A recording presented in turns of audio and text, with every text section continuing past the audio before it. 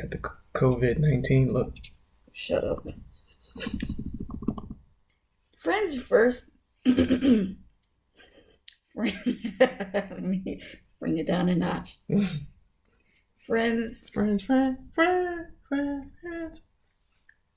versus friend zoned. Our son wants to be. He's trying to get down. On a video, he's supposed to be watching Paw Patrol. Yeah, he's trying to be in the friend zone. Come on, son. What?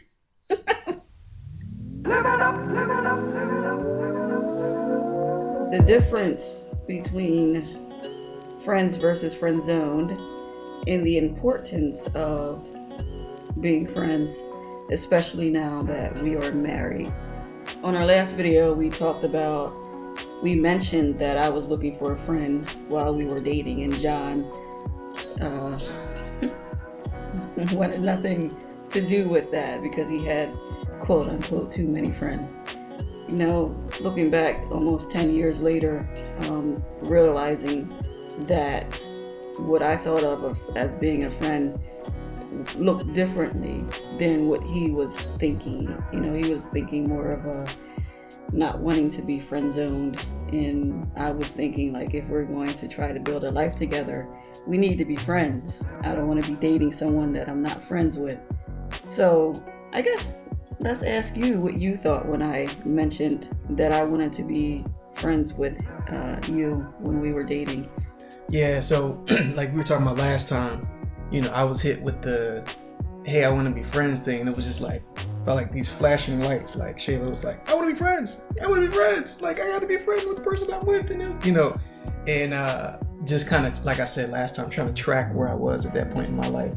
Less mature, less, you know, understanding, less patient, and, you know, being, like I said, involved in church and men's ministry, and I, you know, belong to a mega church from the city. So, you know, this massive community I'm a part of, like, funneled me a bunch of friends, and it was like me being in a place in life, single, right, and all about just that life, being social and all of that stuff. So I had zero interest in anything that looked or smelled or sounded like, hey, you want to be another friend to add to the collection. And so to hear that from a woman, especially the woman that, like, I'm pursuing and interested, it just felt like, oh man, did I just step into a friend zone? So I wanted no part of that. And obviously, you know, maturing and, you know, coming to know you now, the idea of what it means to be a friend takes on a whole different meaning, has a whole different weight to it. And, you know, it's funny because I had, from the first time I had met John, from the first time we spoke, I had no intentions of friend zoning him. I was too old to play games. I, you know, came out of a you know, crazy, traumatic, and dramatic 5-year relationship. So dramatic that I had to write a book about it. And at that point, Where can I find that book? You can find that book at shaywrites.com. Shaywrites.com. Anywho, I was dating when I met John. We both were dating. I don't know how many people he was dating. I know on our first date, he was shielding text messages left and right. I don't even know why he told me that. I'll be sitting there, like, in a restaurant with you, like, on the phone, like, whatever.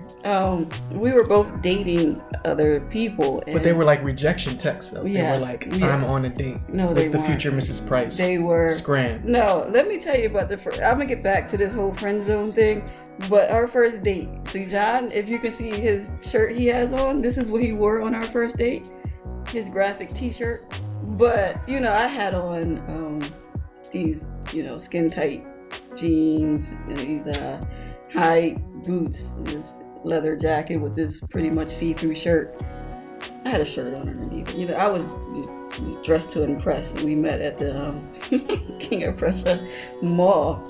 I was there to date. I wasn't there to just, you know, meet a friend and let's just be friends. I was there to be like, you know, boom pow, and let's do something serious with this. She meant business.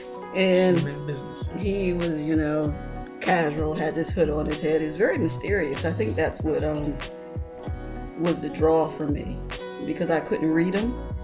And I still have moments where it's difficult for me to read him, but that's one of the things that is still intriguing to me. I knew that he wasn't like head over heels with me. Well, at least he hid that very well. And I had to do a little more pursuing than usual. And either we were going to move forward with being more serious, or we weren't. Like I said, I was too old to play games. John, go watch whatever you're watching, because we're Parents of the Year. Anywho, so, but it was very important to me that whoever I was dating was my friend. I want to have the freedom of expressing myself to the person I'm dating and eventually going to marry and live a life together, to be my true self. It's hard to do that if you're not friends with the person you're dating. And unlike he was prepared for, yes, I was ready to dump life onto him. And friends you can vent to, friends you can, go to for advice. And I wanted to do that with him. That was the difference between being friends and being friend zoned. He would have known if he was being friend zoned. Like, I think I was very forward with him. After the first few dates, we didn't kiss, I don't think. And I think I asked him, am I gonna get a kiss? I mean, and I didn't kiss my friends. I didn't kiss guys that I friend zoned. I didn't spend, days off. That was important. And I don't think that he understood. Well, he didn't know me enough when we were dating to understand what that meant. Right. And especially with my personal time. That's how I recharge. That's how I unwind. That's how I check out from this world when it's beating me up. I sacrificed a lot of that time that I would have, that I would normally have by dating him. And, it was a good sacrifice. I remember one time he popped up to my apartment unannounced. And it wasn't some old creep thing where he was trying to catch me into doing something. We didn't have plans this day, and I think I intentionally left the day open so I could recharge and clean out my closet and all types of stuff. And he called me and he was outside my apartment, and I'm like, what? Why are you outside of my apartment? And I got all my clothes and all over the place in my room, and he's outside, and I think I hurt his feelings a little bit. And I was it wasn't a good surprise. It wasn't what the response he expected. We ended up hanging out that day anyway, because he drove an hour away to come see me. I wouldn't have done that if he was friend zoned. I would have okay, we didn't have plans, so you should go home and don't ever pop up on me again unannounced.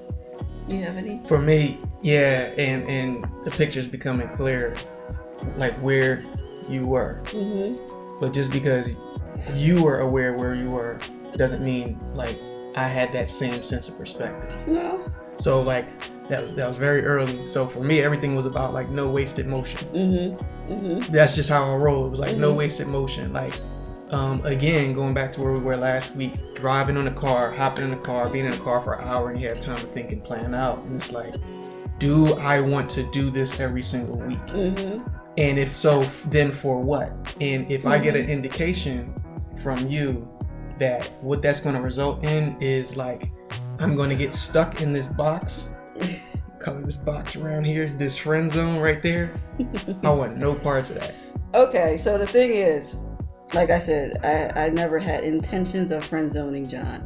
If anything, I thought he was trying to friend zone me.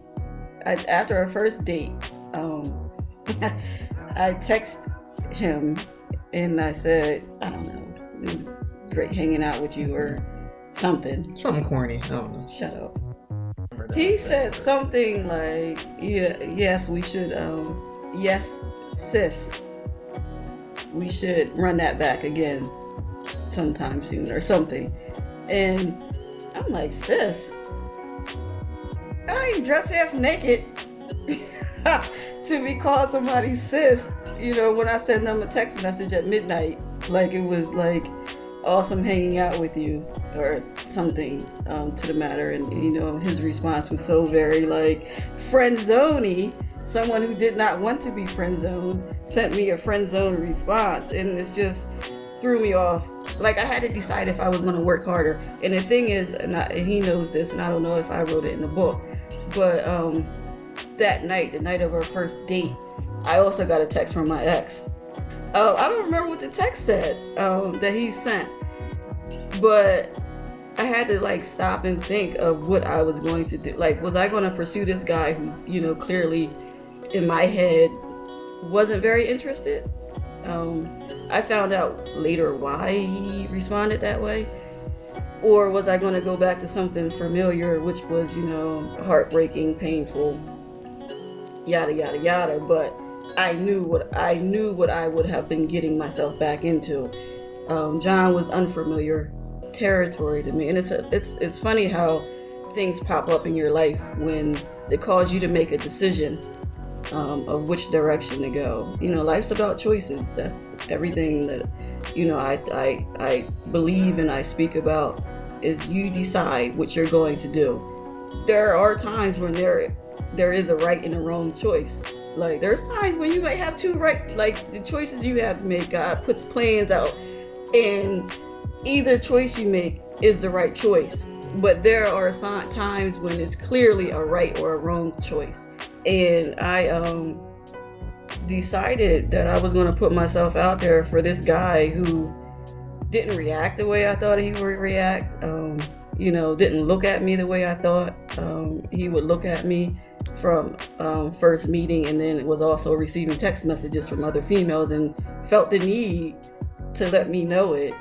And like I said, I chose John, and from that decision, I wasn't friend zoning John.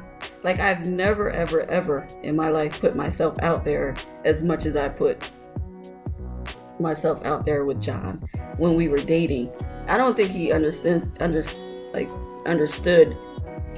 what I was doing differently dating him. And it's just we were both at, you know, different phases of our lives. We were still both pretty immature. But it was all me making these choices to decide to be with this, try to pursue something with this guy who called me sis. And I remember like talking to my friend like the next day, like, should I text him? Should I call him? I didn't know the rules for if you actually like someone that you're dating, of how long it takes to respond to a text or to request another date. And I wasn't used to being the one that put myself. I actually got annoyed at other people I was dating when it was like, okay, you're being a tad bit aggressive. I remember going out on a date with this guy, and like it was before John, and and on the way home I got a text like, let's meet up again tomorrow. And I'm like, what, are you serious? Like I didn't even get home yet. Like, and it's funny when the shoe's on the other foot of actually wanting to be around someone who might not want to be around you. Now we're married now, so I did something right, but in the beginning it was more of me pursuing, so it was never a friend zone. Yeah, so I'm gonna pivot here because, you know, that text response wasn't something I thought like, oh yeah, this is gonna be a great story 10 years from now. She's gonna tell thousands and hundreds of millions of people that I texted her and said sis and thought we were gonna be in the friend zone forever, right? That wasn't where I was coming from in that space either, right? Mm-hmm. So just like there's this whole thought process behind how you approached and why, the rationale behind it, it was similar for my case too. So again, being hyper spiritual, right? And I've said this to you before, I believe on at least one occasion. In that period of life and being involved so much, we were at church. I'm talking about being heavily involved in church there at least 3, 4, 5 times a week, right? And we would have services where I remember one in particular, we had a guest preacher, and this dude was like raw. He was like the marriage relationship like guru, right? One of the passages he was talking about the importance of when you're single, how to plan and prepare and get ready, for the person, the spouse that God has for you, and so on and so forth. And one verse that he keyed in on came from Song of Solomon, right? I'm probably gonna drop that right there. And in it, he talked about the courtship process that like Solomon was going through with his spouse to be. And it was a part, it ran by real fast in the scripture, and it talked about my sister, my spouse. And he went and expounded on that, how the model for how when you're trying to pursue someone is you take them through that step first. Like don't try to jump to the spouse first before you understand that this is your brother or sister in Christ, right? So that was sort of the idea there, that I was like sort of like trying to let Shayla know like she meant a little something more to me than those other girls that I was on the side saying like, hey, you're gonna have to cut this out because the one just showed up, right? Yeah, so I would love to see his text message log to see him say that. They ain't here. You here? Look. So yeah, and this is all a matter of, and I think we can sort of pin it down here to the idea of like friends versus friend zone, and they don't have to be one and the same. This is coming into like a season where, and I think I said this to you literally right before we started recording, that your marriage doesn't survive if you're not friends. So I'll even take it a step further to say like it definitely doesn't survive COVID-19 without being friends. Like we talking about being stuck together and so forth. And I'll tell you a story why that's important, but I'll let you go ahead. No, John is correct, because I'll just, from my POV, I'm an introvert and I like my personal space. My love language is, I don't know, quality time is probably like 4th or 5th. Quality it's like time, 5 out of 5. Yeah, and it's like top 1, 2 for John. John can spend all day and night with me, and it's awesome. Like, find yourself a spouse that loves to be around you. Especially as a female, that the security in that is, beyond measure.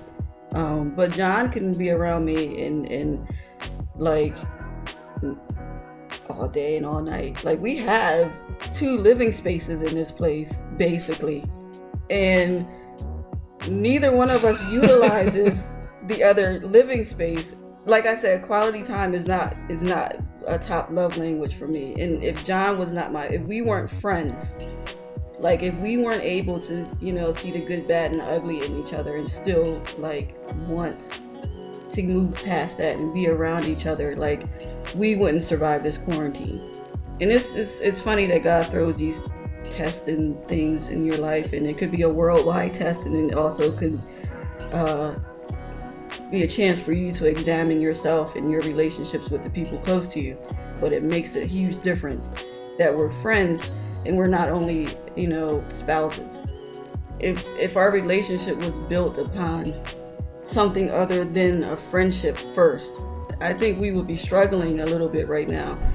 Yeah, but you can go. So I'm gonna close with this, right? Just to tie the whole friends versus friend zone thing together, and that's to say, friendship brings value to the relationship.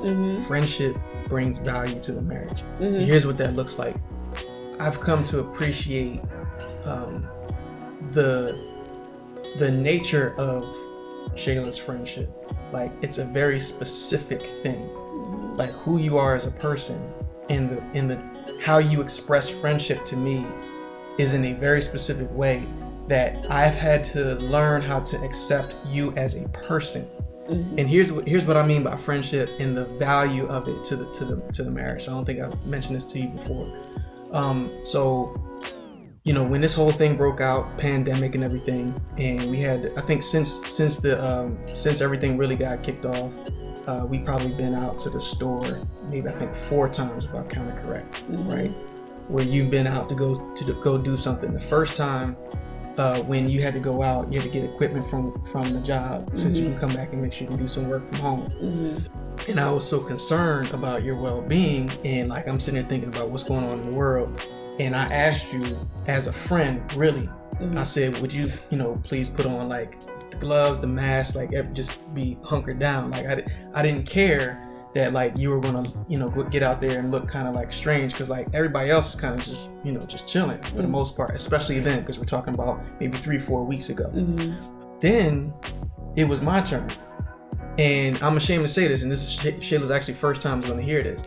The first time I went out, I had all the stuff. I had the wipes, the gloves, and the face mask. And then I got outside to the store and I started seeing people, and I was like, well, like nobody's wearing a mask, so like I don't want to be the only weirdo. And shamefully, I kind of took a peek, and I was like, well, nobody's here, so I'm not going to put this on. And it hit me as soon as like I walked in and walked out of the store. I was like, you know what? Shayla will ride or die.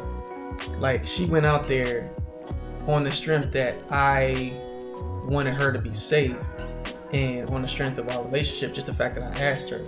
And she was willing to suffer the embarrassment of putting on a mask and kind of looking like overly protective. But then when the table returned, I didn't. Then I said to myself, like, that was a hurt piece. Like that hurt my feelings, that like my pride, whatever, got in the way. But then the very next time I said, that's never going to happen again. And so the next 2 times I went out, I was like, yo, I'm going out doing what you asked me to do. I mean, I even remember, and I said this to my one of my best men for my wedding. And I was telling him, I was like, yeah, Shayla just gave me that sort of that look, before I left. And she was like, hey, make sure you come back and be safe. And it was almost like one of those, like, no, make sure you come back home to me type of things. Like, that was what your face said. And I was like, yo, I'm gonna rock the mask. I don't care who's looking. And sure enough, I get to the store and there's like 30 other people all rocking masks and stuff, and everybody got the gloves on with the carts. But I'm saying all that to say that, like, friendship is what brings value to the relationship. Like, something like that it transcends, okay, you're just my wife. Like, the reason I put it on has to do with, like, I'm looking out for the heart of my friend. I want to provide reassurance for my friend and be loyal to my friend. So when that's a request that you make and I agree to it, I needed to step up and do it. So just a point of teaching, I guess, for those of you like trying to build this thing, like, put that foundation in place, man. The friendship thing is where it's at. You got to recognize that this is a person you're going to live with and be with, like, for the rest of your life. Invest in the friendship. Like, do what it takes. Put the things that are going to provide a sense of safety and security for the other person. Yeah, and just to piggyback off of that, true friendship responds. It supersedes like almost anything else. Sometimes you just don't feel like loving that person right now. Like, it's just, it's hard to love people 24/7.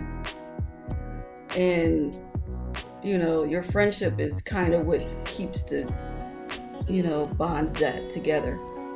Because you recognize, like, this is my best friend. And, we're going to go through things, but we need to be able to bounce back. Because in many cases, love is not enough.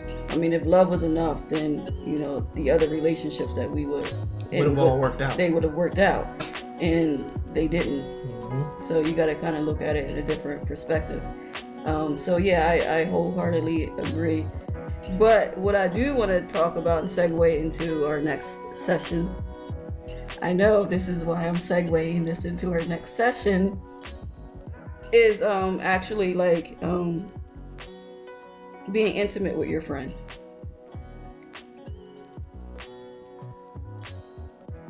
Yes, John and I are intimate. So until next time, shalom.